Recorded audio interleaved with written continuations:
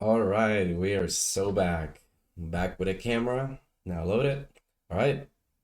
So, uh, this one is gonna be a little bit more packed. I'm gonna be talking about the remaining things here on the other section. So the first thing that I want to talk about, header and footer. I'm just gonna briefly touch on some things here because most of the things that you're gonna use, that being a wireframe, maker, or a website template, anything that you're gonna use is gonna come with a header or navigation and a footer. Couple of things to mention here. Your header should have the links to the main pages where you want people to go to.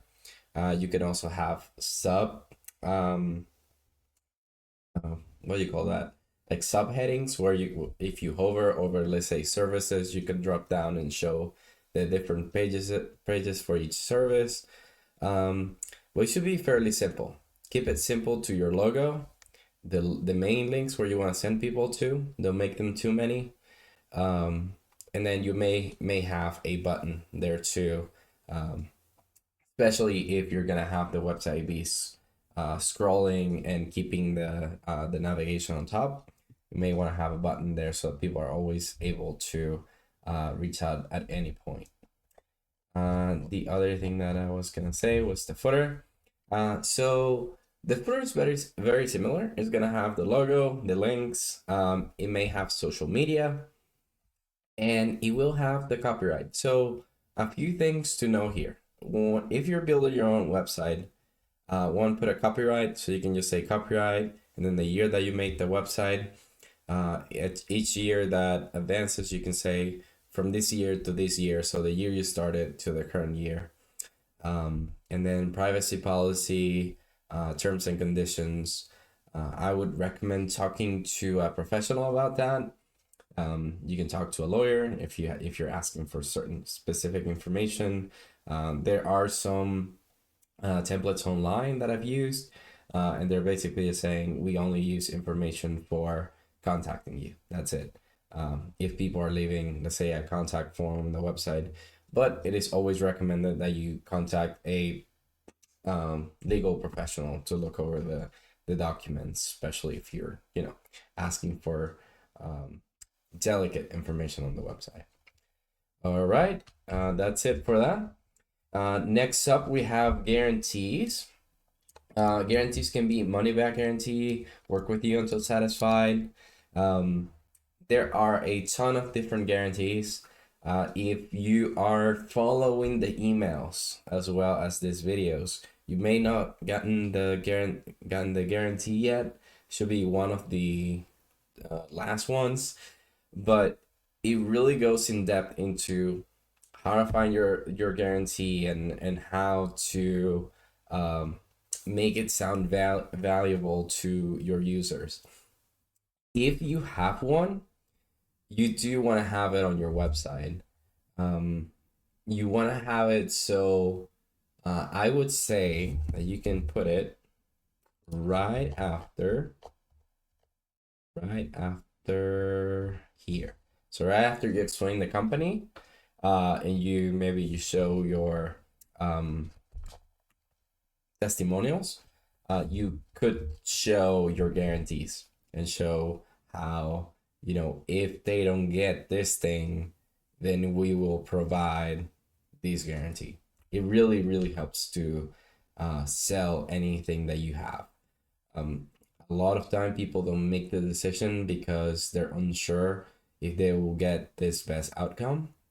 So you really want to show that you will get them there. Right? We have services. I put it as optional. Some people like to have them, some people don't. I personally like to have services in the pages, especially if you provide services. If you're like a nonprofit or maybe you sell products, you don't have a service, so you wouldn't have it there. And if you sell a product, the page will be all about the product, so you really don't need to have uh, services. But you may show a store or buy now, right? And brief description of the product. And then I would put that here as well, right below the about.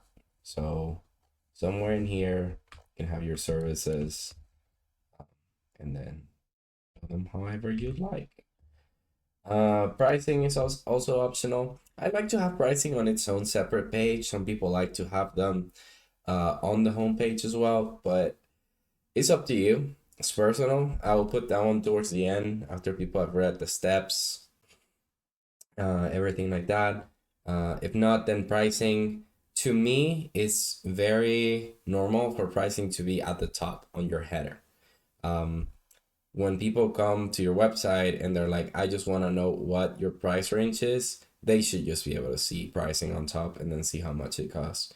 You don't want to say, oh, what if, I want to talk to them first to see if the pricing, it really doesn't matter. Um, if people are out of your range, they're just out of your range. It's better just to deal with your best customers, the one that know that they will get the most value and that are willing to accept the pricing that you have. So to me, pricing goes on a separate page and it should always be there. I like being clear about the pricing that I have and the value that I provide. And if those things match up, then hey, we're ready for a sale. But yes, that's on me, and it's optional. You can add it or not. It's up to you. Lead magnets. I love lead magnets. I think that's also an email that goes out towards the end, just like guarantees. It's it can be. I usually recommend having it as a pop-up or towards the end of the page. Have it show up when after people have scrolled through a certain threshold on your website, because that shows that they're interested, but they might not be ready. So you want to have some kind of lead magnet. For example, this is the one that I have, right? You're currently seeing these videos, and they are basically showing you how to do something of value. This that I'm sharing right now is something that I charge for, right? Building the structure, talking to clients, understanding their path, understanding their clients and how they sell things. This is something I do. It's something that I gotten accustomed on doing, and so this is valuable, right? You want to do the same thing with your clients. You don't want to give them, you know, something that really has no value or just plain information. You really want to show that you're committed to them, and that you really want to help them grow, or whatever it is the end result is. So, like I said, if you're not subscribed to the email, go on my website, designdesk.tech, subscribe there. One of the last emails is on lead magnets, and I go into details how I build them, and even how to make your own emails and follow up. And I don't think it goes into that much detail because it's a lot, but it does give you some clear steps into how to get started with lead magnets. And you can always leave it below here. I can make a video about how to create them, which platforms to use, and all that. It's just like a whole new thing. So, but I can do that for you. Specific CTA sections. We already talked about this. Yeah, about the gaps and the CTA. Yeah, I already talked about this on the CTA video, but I can just make a quick reference to it. So things like this, ready to get started or whatever. If you have a space where you haven't mentioned the CTA in a while, you can use these to kind of break that flow and ask for contact. So that's it. Here. And yeah, that's it. So I will link this video here. And if you have questions, you know where to find me. I'm everywhere. It's contact. Phone number is on the website. Everything is there. I'm here for you. You have questions, leave them down below. Complaints, ways to improve this video or other videos. I'll probably update them as I go. So if I find something new and then add it, and somebody maybe asks a question, something important, I an update on one of these. So yeah, I look forward to seeing you or talking to you later on through email. Feel free to answer to any of those, and I'll take a look at what you're facing right now. Feel free to send me your wireframes to see how those are coming along, and let's chat. All right, I'll talk to you on the next one.